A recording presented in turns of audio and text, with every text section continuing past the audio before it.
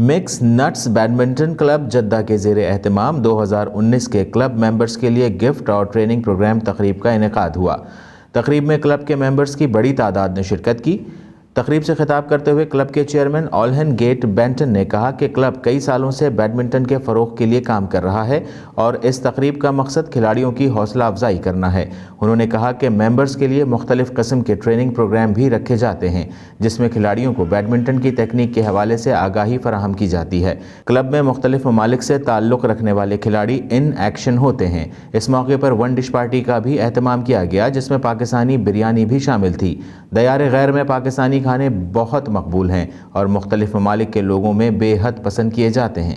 Club کے 2019 کے double champion کا ایوارڈ جہانگیر خان اور زین العابدین کے نام رہا۔ Mix net badminton club Jeddah کی جانب سے آج 2019 کے کھلاڑیوں کی حوصلہ افزائی کے لیے ایوارڈ کی تقریب رکھی گئی۔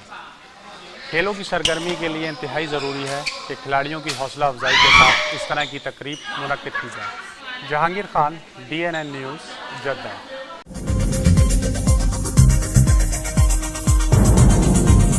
نیوز سے اپ ڈیٹ رہنے کے لیے ہمارے چینل کو سبسکرائب کریں اور بیل آئیکن پر کلک کریں۔